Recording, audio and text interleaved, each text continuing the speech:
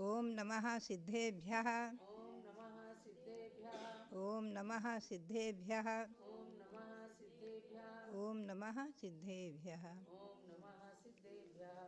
जयति भगवान हेमां भोज प्रचार विजृंभिता भमरमुकुटच्छायोद्गीर्ण प्रभा परिचुम्बितौ कलुषहृदया मानोद्भ्रान्तः परस्पर वैरिणो विगत कलुषाः पादौ यस्य प्रपद्य विशस्तसुः।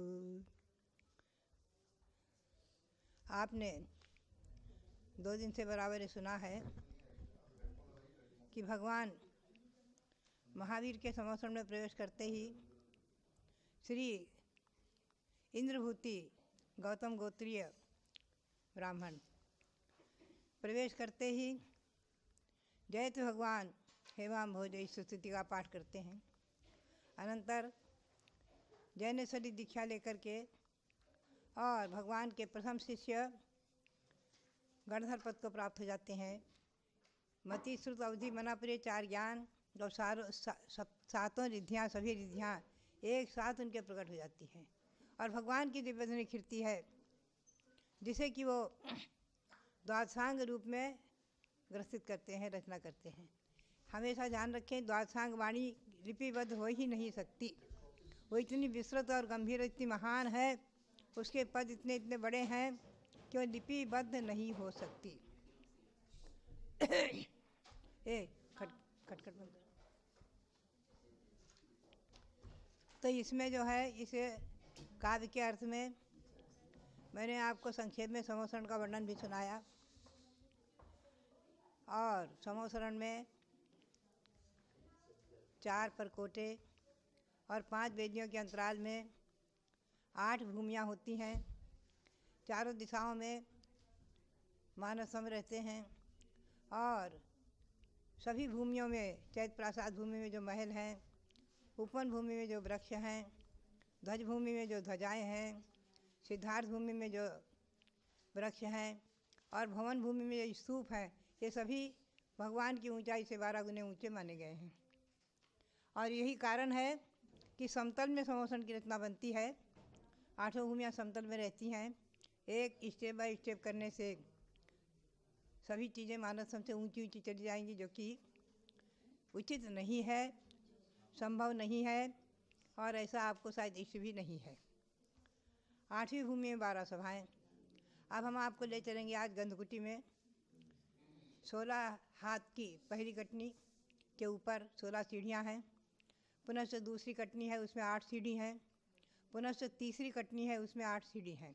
ऐसे 32 सीढ़ियों के ऊपर तीसरी कटनी पर भगवान की गंधकुटी बनी हुई है।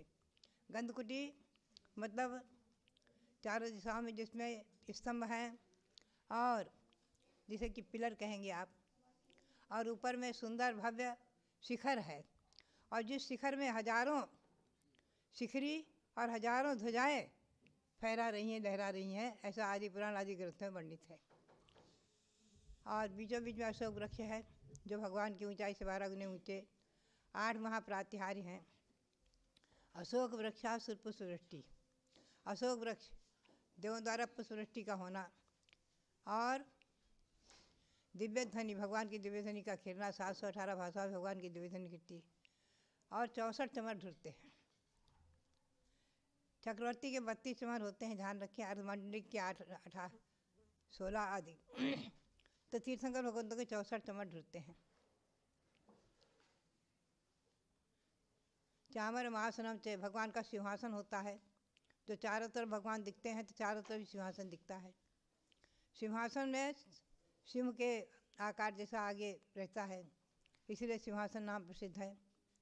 और बहुत सुंदर रत्न जटित सिंहासन, उसमें कमलासन पर भगवान अधर विराजमान रहते हैं, 4 अंगुल अधर, और चारों तरफ भगवान का मुख दिखता है, जबकि रहता है एक पूर्व तथा उत्तर की ओर। तो इसीलिए चतुर्मुखी ब्रह्मा के स्वरूप में चारों तरफ मुख उनका दिखता है। ये अतिशय विशेष। भामंडलम, भगवान के पीछे भगवान के पीछे जो भामंडल होता है, उसमें इतनी प्रभा होती है कि उसमें एकदम उसका दिव्य प्रकाश फैलता है और उसमें भक्तजन अपने अपने 7 भव देख लेते हैं, 3 भव पिछले, 3 भव अगले और 1 भव वर्तमान का। भामंडल, दिव्य ध्वनि चावर मास में जो भामंडल में दुंदुभी, देव दुंदुभी बाजे बजते हैं, 12.5 करोड़ प्रकार के बाजे बजते हैं। अशोक वृक्षा सुरपुष्टि दिव्य ध्वनि चावर मासनम चे भामंडलम दुंदुभी रात पत्रम। और भगवान के ऊपर 3 छत्र रहते हैं, जो 3 लोक की प्रभुता को सूचन करने वाले बहुत बड़े बड़े विशाल 3 छत्र रहते हैं। अशोक वृक्ष सुरपुष्टि दिव्य ध्वनि चामर आसन सिंहासन भामंडल देवदुंदुभी और चामर और छत्र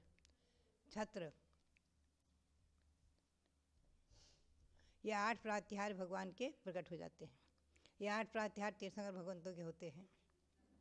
और 4 अनंत चतुष्टय, अनंत ज्ञान, अनंत दर्शन, अनंत सुख और अनंत वीर्य। ज्ञानवर्ण के नाम से अनंत ज्ञान प्रकट हो गया, दर्शनवर्ण के नाम से अनंत दर्शन, मोहिनी के नाश से अनंत सुख और अंतराय के नाश से अनंत वीर्य, अनंत शक्ति। ऐसे 4 अनंत चतुष्टय 4 घात्या कर्मों के नाश से प्रकट होते हैं। तीर्थंकर भगवंतों के जन्म से ही 10 अच्छे, केवल ज्ञान प्रकट होते ही 11 अच्छे और देवकृत 13 अच्छे, ऐसे 34 अच्छे होते हैं। कहीं कहीं अतिशय में केवल ज्ञान के 10 और देवकृत 14 माने हैं। तिलय प्रणति में देवकृत 13 और केवल ज्ञान के 11 ऐसे अच्छे माने, कुल 34 अच्छे होते हैं।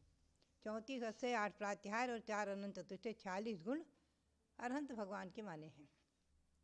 ऐसी गंधकुटी में भगवान विराजमान होते हैं और तीनों काल में प्रातः, मध्याह्न, अपराह्न और अर्धरात्रि 4 समय भगवान की दिव्य ध्वनि 6 घड़ी यानी लगभग 2.25 घंटे खिरती है निसर्गतः। और इंद्र के प्रश्न से कदाचित अथवा मुख्य श्रोता के प्रश्न से, चक्रवर्ती के प्रश्न से और गणधर के प्रश्न से असमय में भी दिव्य ध्वनि खिर जाती है, ऐसा वर्णन आया है। भगवान की इच्छा नहीं है, मोहिनी कर्म का नाश हो गया है, इच्छा पूर्वक उनकी कोई क्रिया नहीं है। सारी क्रियाएं निसर्गता होती हैं, भव्यों के पुण्य से। निसर्गता उनका श्री विहार होता है, निसर्गता उनका असमोषण विराजना होता है, निसर्गता प्रभु की दिव्य ध्वनि खिरती है। सारी क्रियाएं प्रवचन सार में बहुत अच्छा सिद्ध किया है।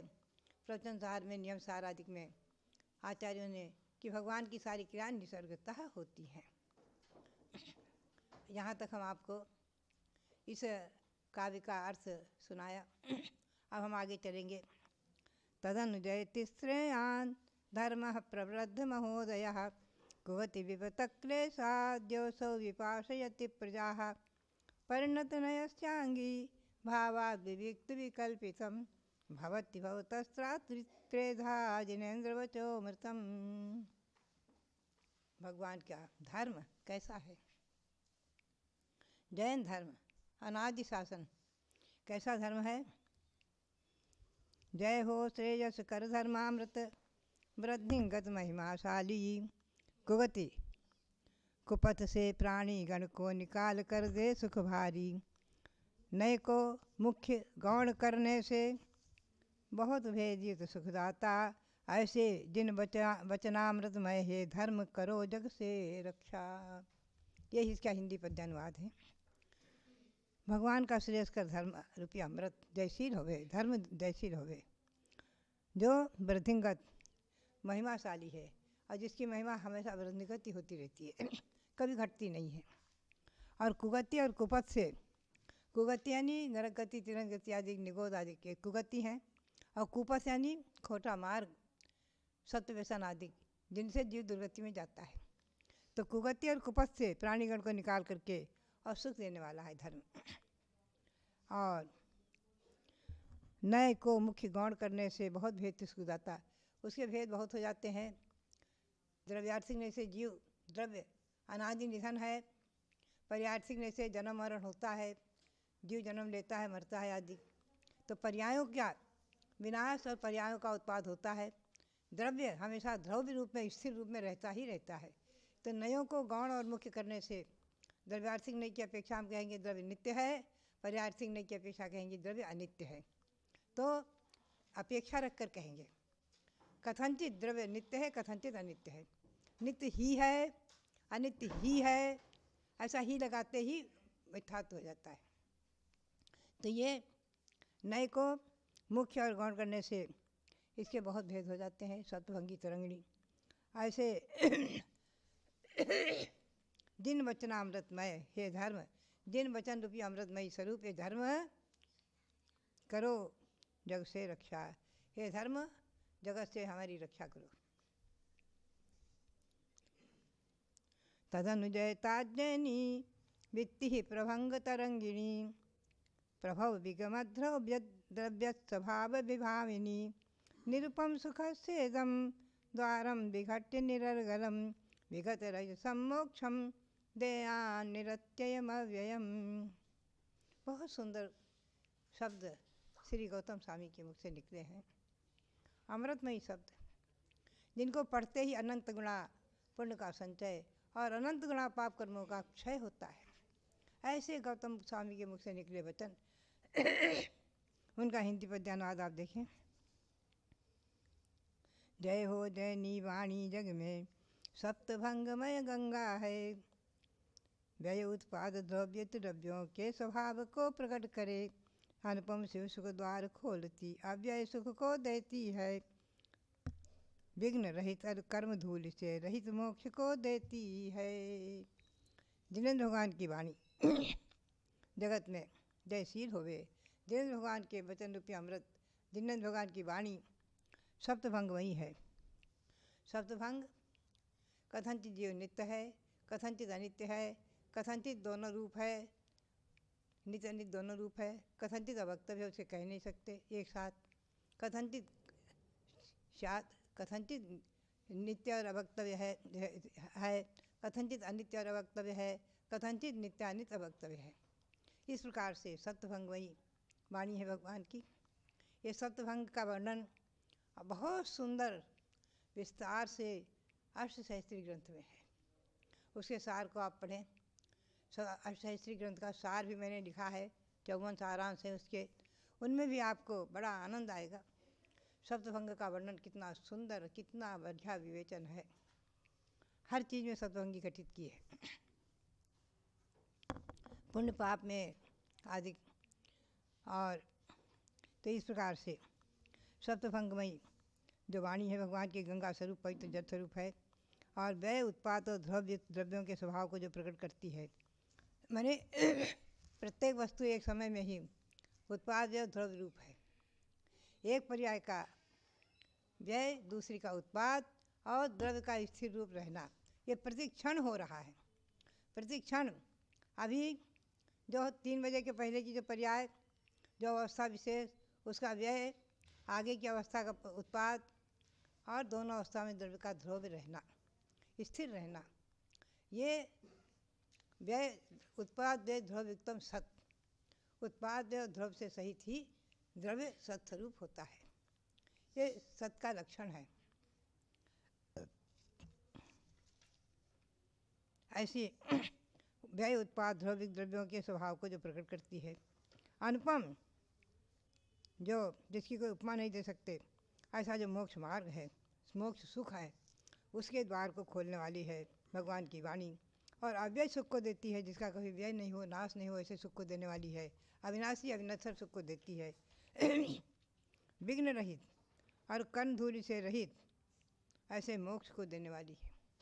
ऐसी भगवान की वाणी जयशील होवे, भगवान महावीर स्वामी की वाणी जयशील होवे, तीर्थंकर भगवंतों की वाणी, भगवान ऋषभदेव की वाणी, भगवान शांतिनाथ की वाणी, अनादि काल से लेकर सभी तीर्थंकर भगवंतों की वाणी जयशील होवे। जो वाणी अतीत काल में अनंत अनंत तीर्थंकरों ने कही है, जो वाणी आज विदेह क्षेत्र में शिवंतर भगवान आदि के मुख से निकलती है, जो वाणी भगवान ऋषभदेव के मुख से निकली है, वही वाणी भगवान महावीर तक सभी तीर्थंकर भगवंतों की वाणी एक स्वरूप है। ऐसी वाणी अर्हत सिद्धाचार्यो पाध्यायेभ्यस्तथा च साधुभ्यः सर्वजगत वंदेभ्यो नमोस्तु सर्वत्र सर्वेभ्यः। अब आचार्य श्री गौतम स्वामी पंच परमेष्ठी को नमन करते हैं। कहते हैं अरहंत सिद्ध आचार्य उपाध्याय और साधु, ये सर्व जगत वंद्योभ्यो, तीनों जगत में वंदनीक हैं, वंद्य हैं। और सर्वत्र माने त्रिकाल में जितने भी हुए हैं पंच परमेष्ठी, आगे होएंगे और वर्तमान में हैं। नमोस्तु सर्वेभ्यः नमोस्तु, सभी पंच परमेष्ठी भगवंतों को मेरा नमस्कार होवे। त्रैकालिक अनंत अनंत पंच परमेष्ठी भगवान जो हुए हैं, होते हैं, होएंगे, उन सबको मेरा नमस्कार हुए। अरहत सिद्धाचार्य उपाध्याय सर्व साधुगण सुरवंदित त्रिभुवन वंदित पंच परम गुरु नमोस्तु तुमको मम संतत। अरहंत सिद्ध आचार्य उपाध्याय और साधु ये पंच परमेष्ठी हैं, इंद्रों के द्वारा वंदनीक हैं, त्रिभुवन वंदित हैं, तीनों लोकों में वंदित हैं। ऐसे पंच परमेष्ठी पंच परम गुरु, वो उनको मेरा सतत नमस्कार हो, नमस्कार हो, नमस्कार हो। इस प्रकार से मैंने आज आपको इन 4 काव्यों के माध्यम से गौतम स्वामी के वचन सुनाए हैं। ये भगवान की वाणी, गौतम स्वामी की वाणी हमारे और आपके जीवन में बहुत ही महिमापूर्ण है, बहुत ही महत्वपूर्ण है। आप ध्यान रखें इनके एक एक पद का उच्चारण, एक एक काव्य का उच्चारण परिणामों की विशुद्धि करने में बहुत बड़ा कारण है। परिणाम निर्मल होते हैं, मन शांत होता है, प्रसन्न होता है और हृदय गदगद होता है। भव्यात्मा ऐसे पंच परमेष्ठी भगवंतों को नमन करने से पंच परमेष्ठी को नमन, पंच परमेष्ठी कहाँ कहाँ है आप ध्यान रखें। कर्म भूमि में ही 170 कर्म भूमि है 2.5 द्वीप में, उन कर्म भूमि में ही पंच परमेष्ठी हैं, थे और होएंगे। इन 170 कर्म भूमि से अतिरिक्त कहीं भी पंच परमेष्ठी ना है, ना हुए हैं, न होते हैं, न होंगे। अधोलोक में पंच परमेष्ठी नहीं है, ऊर्ध्वलोक में पंच परमेष्ठी नहीं, केवल मध्य लोक में और 2.5 द्वीप तक ही पंच परमेष्ठी होते हैं। इस बात को हमेशा ध्यान रखें। हमारा और आपका सौभाग्य है आज इस पंचम काल में केवल 3 परमेष्ठी हैं, आचार्य उपाध्याय साधु। अरहंत सिद्ध साक्षात नहीं है तो उनकी प्रतिमा आदि बनाते हैं, वो आगे हम आपको उनके बारे में ले चलेंगे। तो वर्तमान में जो आचार्य उपाध्याय साधु यहाँ हैं और जो विदेह क्षेत्र में शिवंदर भगवान आदि अरहंत परमेष्ठी हैं, जो सिद्ध पद को प्राप्त हुए सिद्धालय विराजमान सिद्ध परमेष्ठी हैं, सबको हमारा नमस्कार हुए। आपके लिए बहुत बहुत मंगल आशीर्वाद, बहुत बहुत मंगल आशीर्वाद। ये गौतम गणधर वाणी आप इसका नित्य प्रति पठन करें, यही प्रेरणा और मंगल आशीर्वाद।